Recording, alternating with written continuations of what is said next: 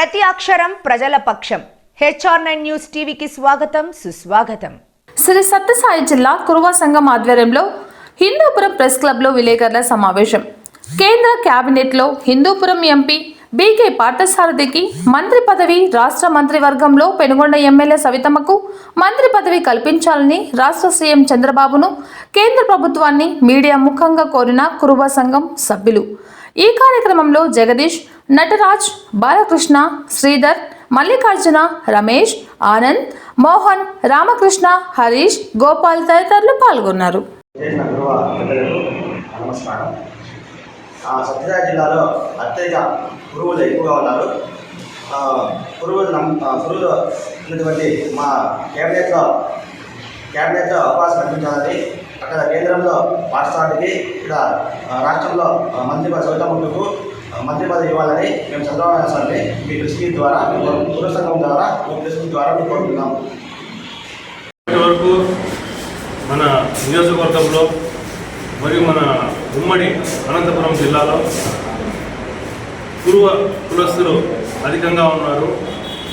దానిలో మనకి ఇంతవరకు ఇప్పుడు ప్రస్తుతానికి ఎంపీగా ఉన్న పార్థసారథి గారు ఎమ్మెల్యేగా, ఎంపీగా మరియు జిల్లా అధ్యక్షుడిగా ఇంతవరకు తెలుగుదేశం పార్టీలో పనిచేసినారు.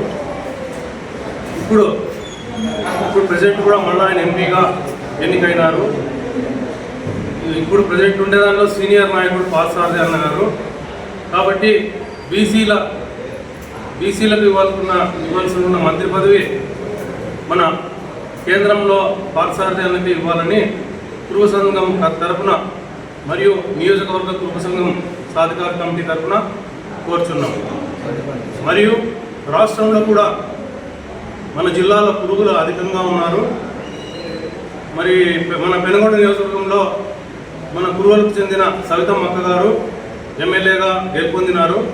ఆమెకి రాష్ట్రంలో మినిస్ట్రీ ఇవ్వాలని, మంత్రి పదవి ఇవ్వాలని కురువ సంఘం తరఫున కోరుచున్నాం.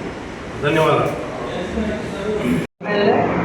సత్యసాయి జిల్లాలో ఒక ఎమ్మెల్యే, ఒక ఎంపీని మాకు ఇచ్చిన కోటాలో మేము అందరూ కలిసేటట్టుగా 1983 నుంచి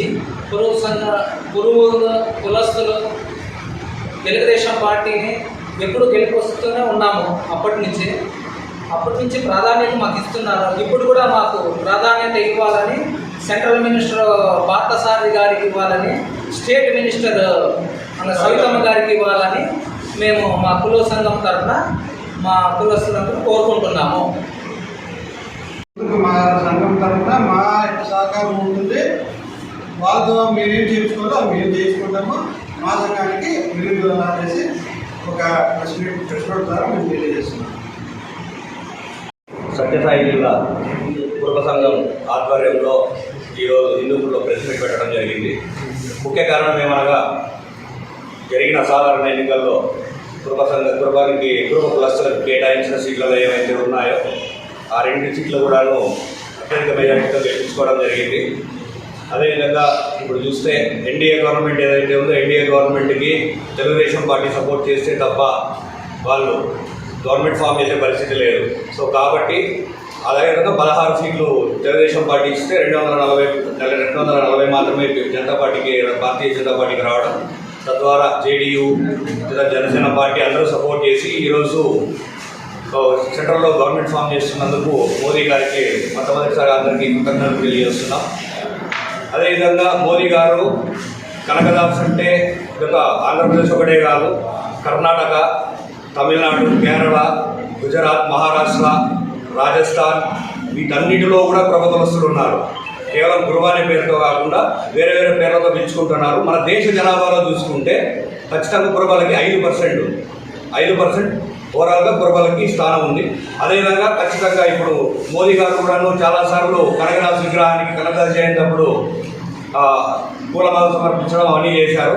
అవి ఓట్ల కోసమే కాకుండా రాజకీయ ప్రాధాన్యత కూడా కల్పించాలని చెప్పి మీ అందరి తరఫున నేను కోరుతున్నాను.